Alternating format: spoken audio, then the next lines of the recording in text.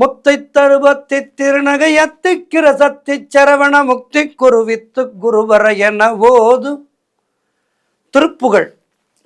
முருகப்பெருமானை நினைப்பவர்கள் எல்லோரும், முருகப்பெருமானை துதிப்பவர்கள் எல்லோரும் திருப்புகழை அவசியம் பாடுவார்கள்.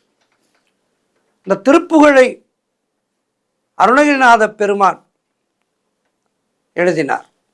கிட்டத்தட்ட 14,000 பாடல்களை கொண்டது. அருணகிரிநாதர் மிகப்பெரிய செல்வந்தர். அவருடைய தாய் தந்தையர் செல்வத்தை நிறைய சம்பாதித்து வைத்திருந்தனர்.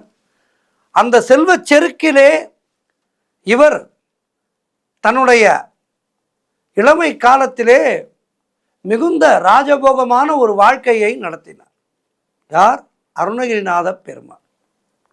மிகப்பெரிய ராஜபோகமான ஒரு வாழ்க்கையை நடத்தினார். தனக்கிருந்த செல்வங்களை வைத்து அன்றாடம் தாசிகளுடைய வீடுகளுக்கு செல்கின்ற ஒரு கெட்ட பழக்கத்துக்கும் அடிமையானார்.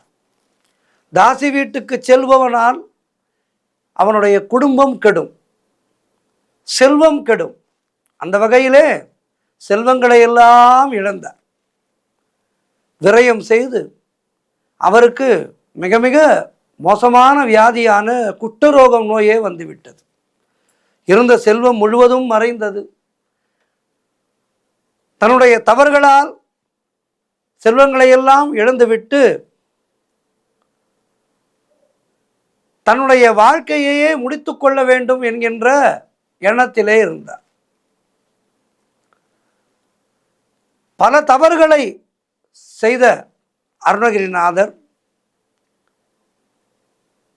இவருக்கு எப்படி ஆண்டவனுடைய அருள் கிடைத்தது என்று ஒரு சிலர் யோசிக்கலாம். நம்முடைய பிறப்பு என்பது நம்முடைய கர்ம பலனால் வருவது. ஆகவே இந்த இடத்திலே நன்கு யோசிக்க வேண்டும். அருணகிரிநாதர் தன்னுடைய கர்மாக்களை கழிப்பதற்காக மனித உருவிலே வந்தார்.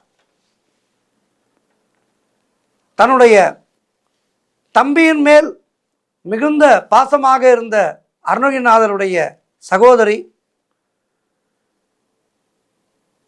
அருணகிரிநாதருக்கு செல்வங்களை எல்லாம் கொடுத்து அருணகிரிநாதர் சற்று தவறான வழியிலே போன போதும் அவரை நல்லவனாக வேண்டும் என்று மிகுந்த சிரமப்பட்டு அவருக்கு புத்திமதிகள் சொன்னாலும் அதனை ஏற்றுக்கொள்கின்ற பக்குவம் அப்போது அருணகிரிக்கு இல்லை.